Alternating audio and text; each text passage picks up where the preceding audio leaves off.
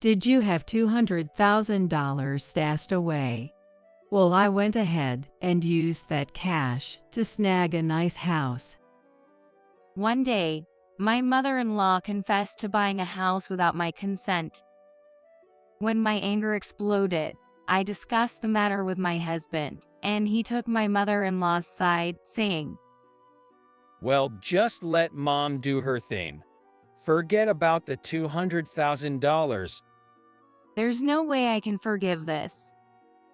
I vowed to take revenge on both of them. My name is Sheetal. I married Adrian 5 years ago, who works at the same food company as me. We are both so busy with work that we can't find much time for each other. Nevertheless, we get along well and spend quality time together when we can. However, I don't have a good relationship with my mill.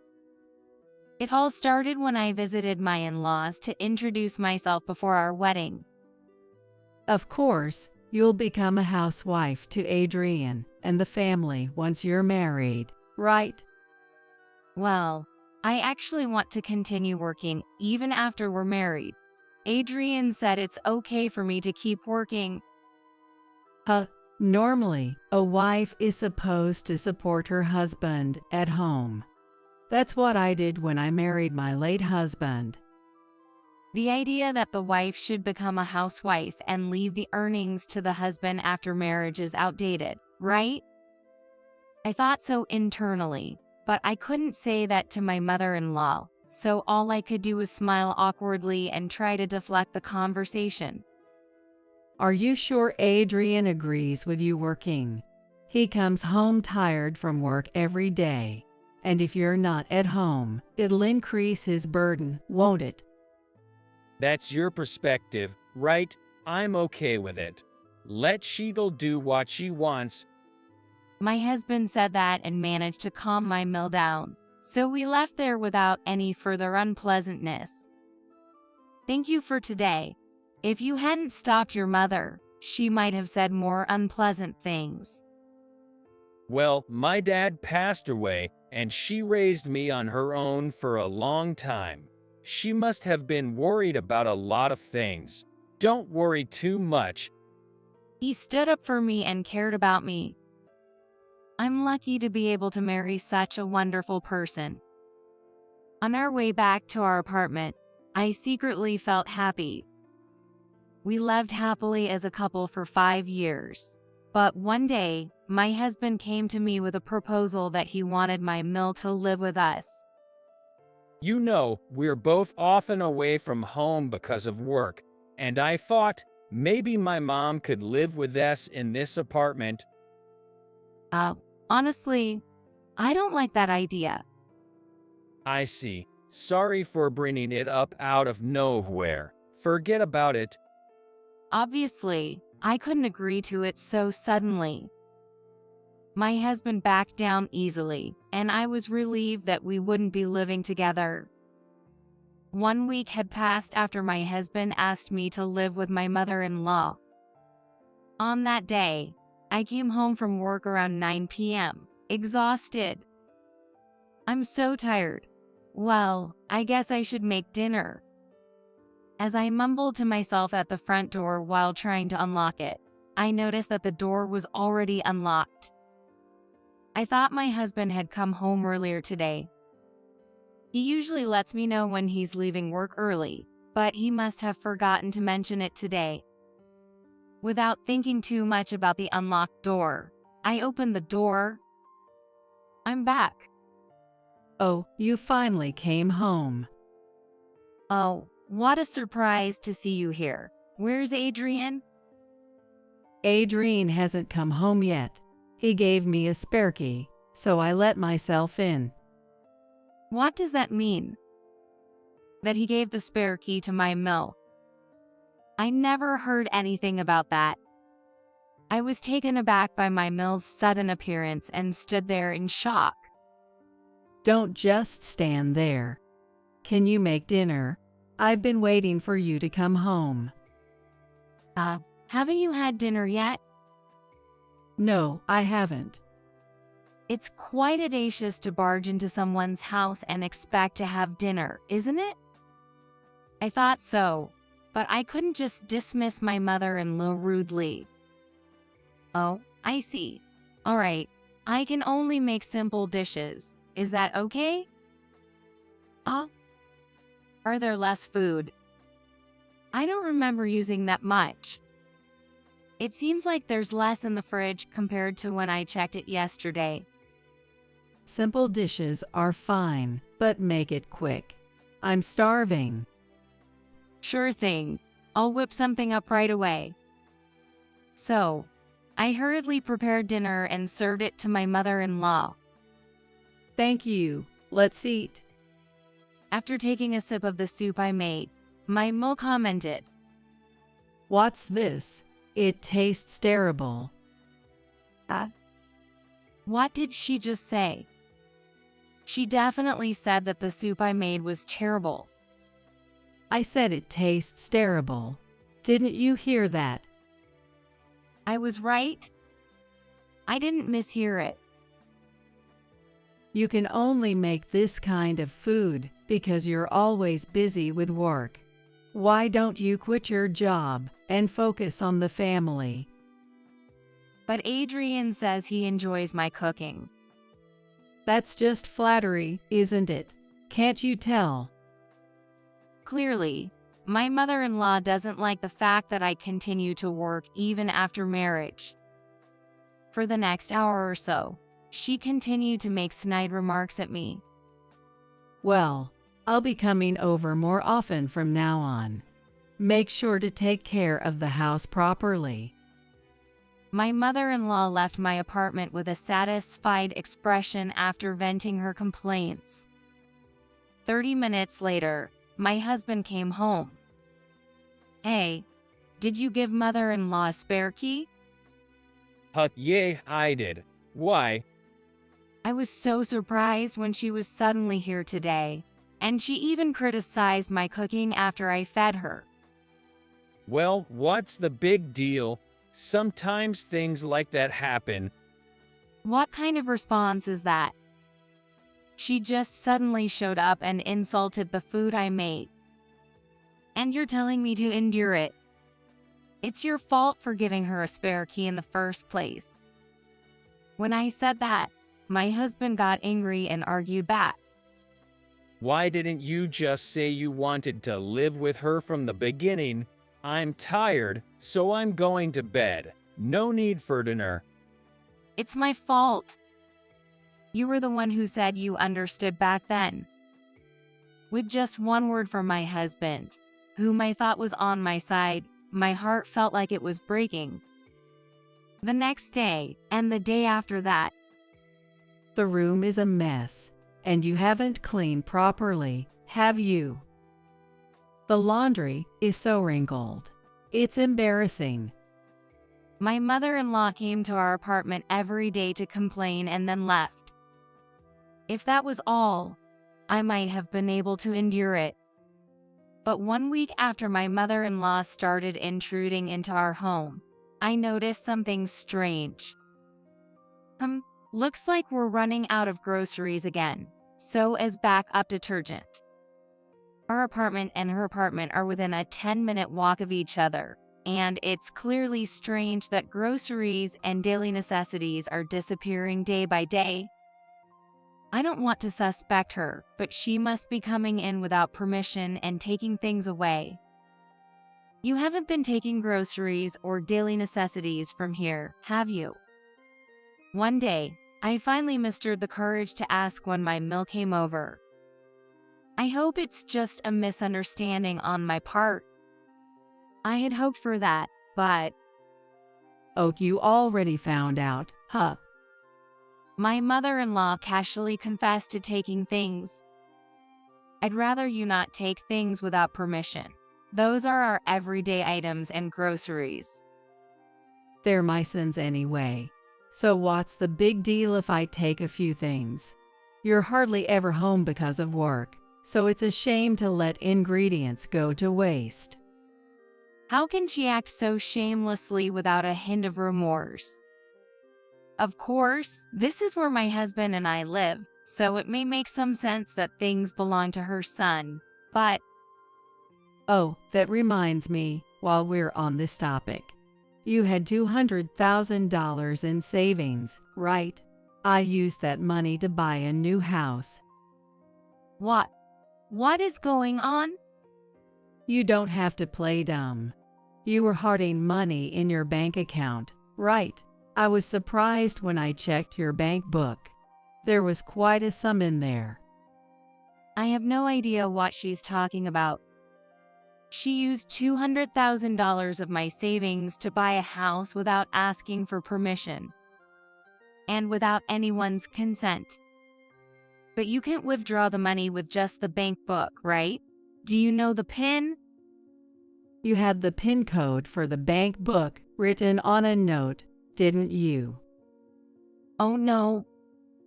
I didn't expect anyone to look at my bank book, so I let my guard down. I had indeed left a memo with a PIN to remember it. I wanted to live in a better house. It was perfect. She left while laughing loudly. I can forgive this. Using someone else's money like that. I told my husband about what my mother-in-law did, but all he just told me to let her do as she pleases and to forget about the $200,000. Just letting her use such a huge amount of money without permission. This mother and son, something needs to be done. At that point, I had already had enough of my husband.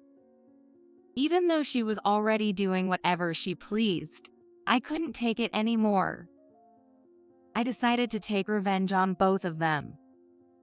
The next day, I invited my mother-in-law to our apartment and decided to ask her again if she had really bought a house. To gather solid evidence, I secretly activated the voice recorder on my phone before talking to her. You said you used $200,000 from my bank account to buy a new house. Is that true? Yes, it's true. I've even paid the down payment, and they've already started construction. After all, I have your bank book. It's as good as bought. But having just the bank book isn't enough, is it? How are you planning to withdraw the money? In response to my question, my mother-in-law smirked and showed me a name seal. How you ask? I have this name seal. You took the name seal without permission. Mother-in-law, do you realize that's theft? Call it whatever you want. I didn't know someone who never does any housework could save up this much money. You can be a bit useful. I've had enough. I'll give you the bank book. Thank you for coming today. I wanted to grab her and take back what she stole with my anger, but I held back and let her leave. I managed to obtain evidence that my mother-in-law took the bank book and name seal from my apartment. Mother-in-law, enjoy your happiness while it lasts. The next day, I called her to our apartment to retrieve the bank book. Hello. I'm willing to give you that bank book, but it seems that you need to go through an identity verification process to withdraw money. I'll go and withdraw it on your behalf, so can I keep the bank book and seal? Oh my, I didn't know that. Well then, I'll bring those to you right away. Thank you. I told her over the phone, but of course, there's no way I was going to withdraw $200,000. Besides, in this day and age, there's no way you can withdraw such a large sum of money without proper identification, right? How foolish can she be? She seems to care only about immediate money and doesn't think for a second that what she did was a crime. With the bank book and name seal retrieved from my mill, I immediately headed to the police. What's going on? Is it some kind of incident? Yes, it is. My mother-in-law took my bank book and name seal without permission and tried to purchase a new house. You weren't the one buying it. No, it's not me. My bank book and personal seal were stolen. I want to file a police report. The police listened to my story seriously and accepted the report, looking concerned. Later that night, when my husband came home, I told him that I had filed a police report. Your mother took my bank book and name seal without permission and tried to buy a house. I reported it to the police. She might get arrested soon. What? Why would my mom get arrested? Why, you ask? Don't you understand? What your mom did is a serious crime. Even so, there's no need to go to the police. Even if I tell you, you just want me to let her do as she pleases, right? Why should I have to give that old hag a large sum of money? Why are you calling her an old hag in front of me? So, if they're your in-laws, does that mean they can do whatever they want? Should I just be quiet if they come to kill me? I won't stand for it. I didn't save up all this money just to hand it over to her. She is a damn old hag. That's enough. After hearing my words, he went into his room. He returned to the living room a while later and handed me the divorce paper. You're the last person I expected to say something like that. Sign this. I didn't expect him to carry it around. Well, if he's going to be like that, there's no helping it. I had already lost patience with him. Is this a threat? I'll sign it, so hand it over. My husband seemed a bit surprised that I agreed to sign it so easily. After finishing signing the paper, I showed it to my husband. There you go. Is this what you wanted? Yo. Then I'll file for divorce. He probably didn't want to see me anymore after that conversation. After that, my husband hurriedly left our apartment, even though it was late at night. He most likely went to his mother's place. About 20 minutes later, my phone rang. Hello. What can I help you with? It was my husband who had called. I told my mom that you filed a police report. Yeah, so? Could you please withdraw the report? What? No way? Withdraw it? Is he saying she's sorry? There's no way I'm doing that. Even if she pretends to be sorry, I won't forgive her. As I was thinking that, I received another phone call from my husband. What? I didn't really want to talk anymore, and I was about to go to sleep. I'm sorry. I didn't mean any harm. The person on the other end of the call was not my husband, but my mother-in-law. She apologized while crying, but did she really think that would make everything okay? Crying and apologizing won't make me forgive you. And saying you didn't mean any harm, that's quite a stretch. Stealing my bank book alone would have been bad enough, but taking my personal seal too. Well, I wanted a house. I've been living in the apartment all this time. So, just because of that, you thought it was okay to use someone else's money without permission. You're a real jerk, you know? Why should I have to give you money for such a stupid reason? I just can't wrap my head around it. In that case, why didn't you ask your son for help? He doesn't have money. Right? I know that. Even though we both work, I've been managing the household finances. So when I saw that there were $200,000 in your bank account, I couldn't resist the temptation. I see. But you understand that it's not something that can be resolved with just an apology, right? You can reflect on it in prison. That money is what I've been working hard to save since before I married your son. I can't forgive you just because you had a moment of madness. I was about to hang up the phone, but my milk continued to cling. Wait a minute. I have a favor to ask. At a time like this, you're asking for a favor? That's quite audacious of you. I mentioned that I paid a down payment, right? Yeah, you did. So what? I already used $80,000 that I had saved for years as a down payment, and I can't stop the construction now. So, could you please lend me $200,000? I promise I'll pay it back. How crazy are you? I won't lend you money. A person who steals not only my bank book, but also groceries and daily necessities isn't someone I trust to repay. Well, then what should I do?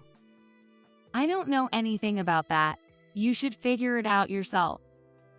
I can't possibly get a mortgage at my age.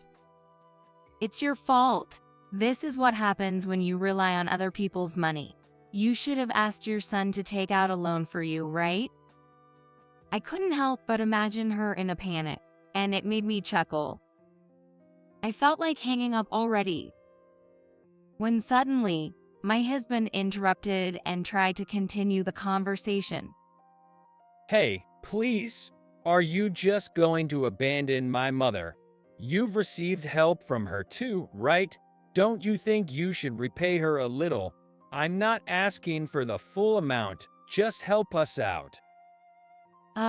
Repay her? Why? She came over every day just to make sarcastic comments, and didn't even help with household chores, even though she had a spare key. What do I have to repay her for? When I retorted to my husband, he fell silent and didn't say anything more. Oh, he probably said it in desperation. Did he think that appealing to my emotions would get us some help? Well, that's how it is. I won't help you in any way. Good luck. Wait, we'll find a way to deal with my mom, and we won't cause trouble for you, so please, can you reconsider the divorce? Too late for that now. Your mother is more important to you than me, right? You never really supported me anyway. I'm really sorry about that. From now on, I'll cherish you too, Sheetal. You don't have to cherish me anymore. I'll be a complete stranger tomorrow, and you can happily live with your beloved mother. I said that to my husband and hung up the phone. I thought it would be a hassle if he called again, so I turned off my cell phone and went to sleep. It seemed that my husband didn't come back that night. They're probably consoling each other. The next morning, I took a day off from work and went to the city office to file for divorce. From now on, I'll be a complete stranger to Adrian. Of course, I don't care what happens to his mother anymore. For the next 3 days until I left the apartment, he didn't have a proper conversation with me. And of course, I didn't initiate any conversation either. For now, I plan to stay at my parents' place. It's an hour's commute from work, but it's doable. As I was leaving the apartment I had lived in until now, Adrian offered a word of apology, but I chose to ignore it and walked away without a word. It's quite an abrupt ending to what was supposed to be a love story before we got married. But strangely, I didn't feel sad at all. In fact, I felt relieved to be free from this messed up family. There's no way I could forgive them, no matter what they say. It's because he's been ignoring my own problems and always defending his mother that things turned out this way. If back then, he had been seriously angry with my ex-mother-in-law for stealing the bank book and buying a house, I might have respected him a bit. Both my ex-husband and his mother underestimated me. But I don't intend to just take it lying down.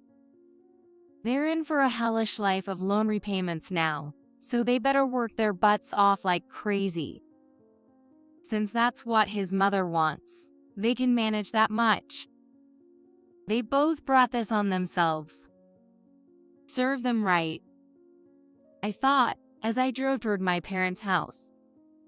A week later, I received a call from the police saying they had arrested my ex-mother-in-law on suspicion of theft. Apparently, the fact that we weren't living together was the key factor in her arrest. If you had been living with your Mel, we might not have been able to arrest her, as it could have fallen under a relative theft case. I see. I'm glad you arrested her. I expressed my gratitude to the police and hung up. Hopefully, this arrest will make her reflect on her actions while in prison. Just as I was thinking that, I received a call from my ex-husband. Hello, my mom got arrested. I know. I just got a call from the police. But without my mom here, it's impossible for me to keep paying the mortgage on my own. So what? Don't tell me you're going to ask me for help again? Oh, well. Don't ever call me again. I said that and abruptly ended the call. After that, I blocked his calls and messages to ensure he wouldn't contact me again. 1 month later, I got some news from a coworker. Cheadle, did you hear? I hope it's not rude to tell you this, but Adrian quit his job. Adrian and I work at the same company, but I'm an office worker, and he works in the field. We rarely see each other, so I had no idea. For some reason, the news of his mother's arrest had spread within the company, and my ex-husband couldn't continue working there. Of course, I didn't spread such rumors. After that, I had no idea what happened to him, but he's probably struggling with loan repayments by now. 3 years later, I got married again. The person I married is someone I met in a completely unrelated place, and he really cares about me. My new parents-in-law also adore me, and I love them dearly. Finally, I might be able to find true happiness. I sincerely hope that nothing like that ever happens again.